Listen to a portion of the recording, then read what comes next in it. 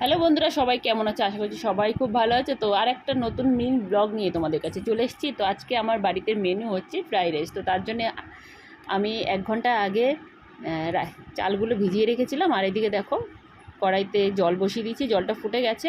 আর জলের মধ্যে আমি দিয়ে দিয়েছি গোটা গরম মশলা, দারচিনি, এলাচ দিয়ে দিয়েছি। জলগুলো ভালো করে ফুটতে দিয়ে দিয়েছি।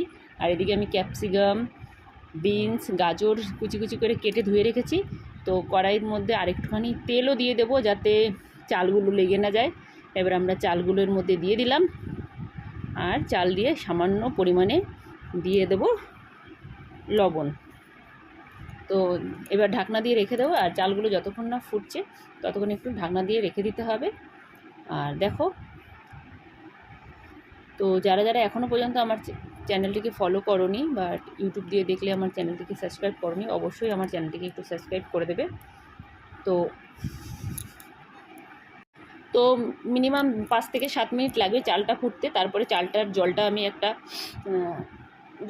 ঝাঁঝরি দিয়ে জলটাকে ছেঁকে নেব। আর এদিকে দেখো, আমি নিয়ে নিয়েছি কাজু বাদাম, কিশমিশ। আর একই প্যানের মধ্যে আমি বসিয়ে দিয়েছি।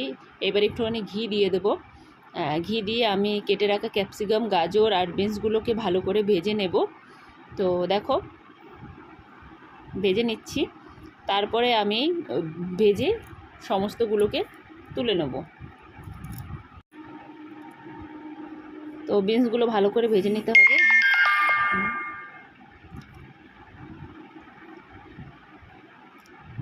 তারপরে সেই একই তেলের মধ্যে, মানে তেল দিয়ে তো আমি ভাজছি না, ঘি দিয়ে ভাজছি।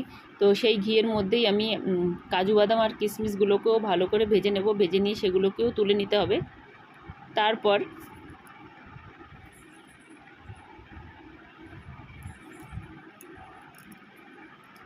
তুলে নেওয়ার পরে আমি এই কড়াইতেই রাইসগুলো আর একটু ঘি দিয়ে ওর মধ্যে একটুখানি গোটা গরম মশলা, দারচিনি, লবঙ্গ দিয়ে আমি রাইসগুলোকে দিয়ে দেবো। রাইসগুলোকে দিয়ে খুব আলতোভাবে নাড়াচাড়া করতে হবে। বেশি নাড়াচাড়া করলে কিন্তু রাইসগুলো ভেঙে যেতে পারে। তো রাইসগুলো দিয়ে তারপরে ভেজে রাখা ক্যাপসিকাম, গাজর, বিনস আর কাজু কিশমিশ দিয়ে ভালো করে নাড়িয়ে নিতে হবে। আর একটুখানি উপর থেকে চিনি দিয়ে দিতে হবে, স্বাদ মতন লবণ দিয়ে দিতে হবে।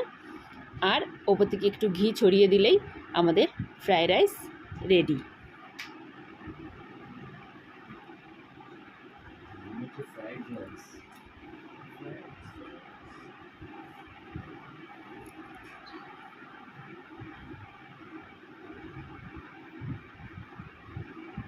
ভালো কিছু